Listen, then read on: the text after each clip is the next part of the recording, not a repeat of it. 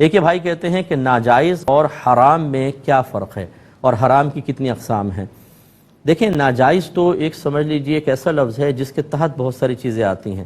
مثلا جس کام کے کرنے کو شریعت نے منع کیا ہو یا اس کا کرنا ناپسند کیا ہو یا اس کو عرف عام میں مناسب نہیں سمجھتے ہوں کہ کریں، اسے ناجائز کہتے ہیں۔ اس میں پھر حرام آتا ہے، مکروہ تحریمی آتا ہے، اور سنت مؤکدہ کا ترک، جس کو اساءت کا لفظ ایک اصطلاحی لفظ استعمال کرتے ہیں، اساءت، یہ تینوں ناجائز کے اندر آئیں گے کہ ان تینوں کو شریعت نے منع کیا ہے۔ پھر اس کے بعد سنت غیر مؤکدہ کا ترک مکروہ تنزیہی ہوتا ہے، اس کو شریعت نے ناپسند کیا ہے، اگرچہ گناہ نہیں لیکن اس کو ناجائز میں رکھتے ہیں۔ پھر مستحب کا ترک خلاف اولا ہوتا ہے، جس کے ترک کو شریعت ناپسند بھی نہیں کرتی لیکن ہمارے معاشرے میں اس کو مناسب نہیں سمجھا جاتا، اسے بھی ناجائز کے تحت رکھتے ہیں۔ گویا کہ لفظ ناجائز کے تحت 5 چیزیں آتی ہیں: حرام، مکروہ تحریمی، اساءت، مکروہ تنزیہی اور خلاف اولا۔ اور جائز کے تحت 6 چیزیں آتی ہیں: فرض، واجب، سنت مؤکدہ، سنت غیر مؤکدہ، مستحب اور مباح۔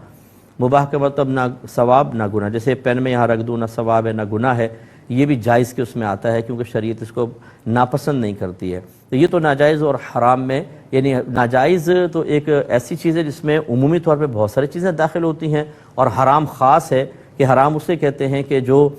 فرض کا ترک ہوتا ہے وہ حرام ہے، یا حرام اس چیز کو کہتے ہیں کہ جس کا کی ممانعت کسی ایسی آپ دلیل سے ثابت کر دیں کہ جس کے ثابت ہونے میں بھی کوئی شبہ نہیں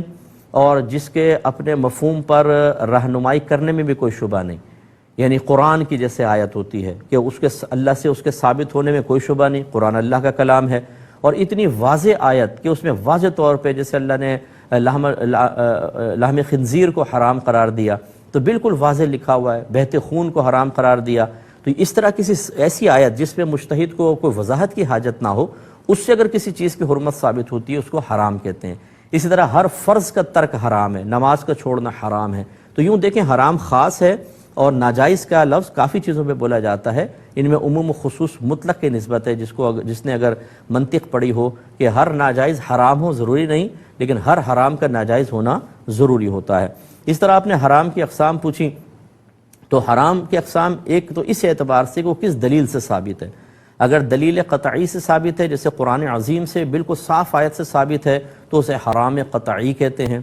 اور اگر قرآن سے ثابت ہے لیکن واضح آیت سے نہیں، اس میں علماء کی آراء مختلف ہے کہ اس کا یہ مفہوم ہے، کوئی کہتا ہے یہ مفہوم ہے، اس سے جو حرام ثابت ہوگا حرام ظنی ہوگا۔ اسی طرح حدیثوں سے جو کسی چیز کی حرمت ثابت ہوتی ہے وہ حرمت ظنی ہوتی ہے۔ اسی طرح بعض اوقات فقہا ایک چیز کو حرام قرار دے دیتے ہیں، حالانکہ نہ قرآن سے اس کی حرمت ثابت ہوتی ہے نہ حدیث سے ہوتی ہے، فقہا یا مجتہد کی نظر میں وہ بہت ہی برا ہوتا ہے، اس پہ بھی لفظ حرام کا اطلاق کر دیتے ہیں، یہ بھی حرام ظنی ہے۔ لیکن یہ قرآن اور حدیث کی، جو قرآن کی ابھی میں نے بتایا آیت غیر قطعی ہو،